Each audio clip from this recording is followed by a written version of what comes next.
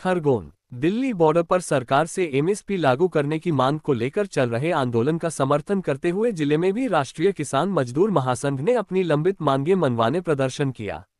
महासंघ के बैनर तले जुटे किसानों ने एसडीएम कार्यालय परिसर में रैली निकाल उपराष्ट्रपति के नाम ज्ञापन सौंपकर C2+50 फॉर्मूला लागू करने के साथ ही 6 सूत्रीय मांगों के निराकरण की मांग की है।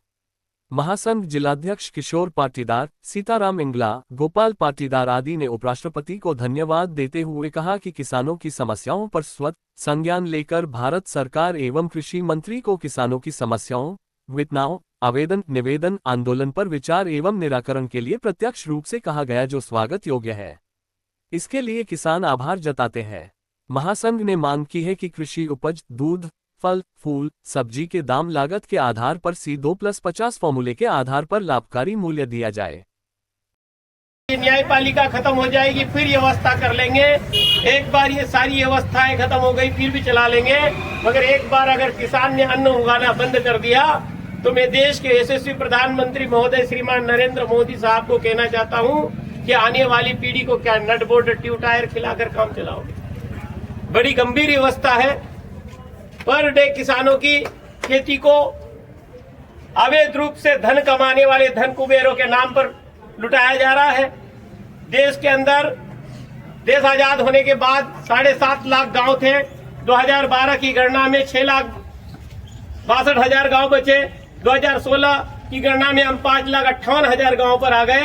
गलती से सरकार आज दिन से सर्वे करवा ले तो जातिगत जो सर्वे है वो तो अलग विषय है। केवल देश की धरती माता का देश के अंदर ही अपहरण करने वाले इतने हैं, अभी बॉर्डर की बात तो दूर की बात है। हमारा सुखदाता धरती गंगा गौ माता, हमारा सुखदाता धरती गंगा गौ माता, शक्ति जागेगी, सारी समस्या भागेगी। किसान शक्ति बंद करो, दिल्ली में बैठे किसान का रास्ता रोकना बंद करो, बंद करो, बंद करो।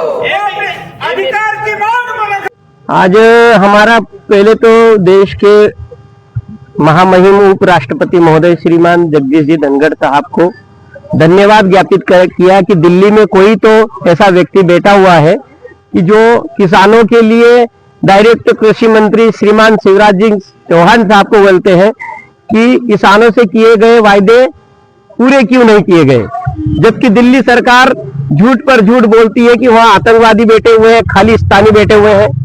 हमारी मांग है, पहले उनको धन्यवाद देते हुए कि हमको आप डाकू मान लो, पर हम कह रहे हैं कि 2+4 होते हैं वो तो मानो। एमएसपी की गारंटी का कानून की कमेटी के वर्तमान प्रधानमंत्री सदस्य थे। इन्होंने स्वयं डॉक्टर मनमोहन सिंह को प्रधानमंत्री रहते हुए एमएसपी के लिए पत्र लिखा कि किसानों के साथ इस प्रकार का छलावा क्यों, परंतु वैसा ही हुआ जैसे सरकार बनने के बाद में कांग्रेस की तरह वर्तमान सरकार भी किसानों के साथ धोखे पर धोखा करती जा रही है। हमारी मांग है कि हम अगर आजाद भारत में हैं तो आजाद भारत में हमको हमारी मांग और हमें आंदोलन करने की छूट दी जाए।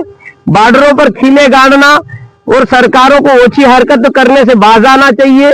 जो किसान 14-12 महीने काम करके किसानों का देश का पेट भरने के लिए अन्न पैदा कर सकता है, वो दिल्ली भी किसी प्रकार से आ सकता है। इसलिए महामहिम राष्ट्रपति का तो मानिए और किसानों को उनकी मांग की जो मेन मांग है उसको रखे। खुशहाली के 2 आयाम, ऋण मुक्त और पूरा दाम। हमारी मांग एक ही है, हमको किसी प्रकार की सम्मान निधि नहीं चाहिए, हमको किसी प्रकार की लाडली बहना ये वो नोटंकी नहीं चाहिए। हमको सिर्फ किसानों को एमएसपी की गारंटी देकर एक बार जो पूरा किसान समाज ऋण में फंस चुका है उनको ऋण माफी नहीं, माफी अपराधी को दी जाती है। हमें ऋण मुक्त किया जाए और उस आधार पर किया जाए कि भारत सरकार जवाब दे कि 16,41,000 करोड़ 22 उद्योगपतियों के माफ किए। हमारे पास तो मात्र 4-5 लाख करोड़ कर्जा है, तो 1 अरब 10 करोड़ लोगों को खेती से सीधा रोजगार है। उन किसानों को एक बार ऋण मुक्त कर उन्हें उपज का लाभकारी मूल्य दे, ये मांग है। और किसानों को दिल्ली में आंदोलन करने की छूट दे। ये महामहिम राष्ट्रपति महोदय एवं वर्तमान प्रधानमंत्री, उनको भी डायरेक्ट हमारी मांग भी है और चेतावनी भी है कि किसानों को और परीक्षा न ले। आप जीत विजय पर विजय होते जा रहे हैं। हर जगह जीत रहे हैं, इसके लिए बहुत बधाई। मगर आपकी जीत का प्रपंच जब महनेगा जब आपके द्वारा किया हुआ वायदा 2014 में कि मैं अगर प्रधानमंत्री बना तो दिल्ली के लाल किले से किसान को लागत के आधार पर 50% लाभांश दूंगा, तो देना चाहिए, ऐसी मांग है।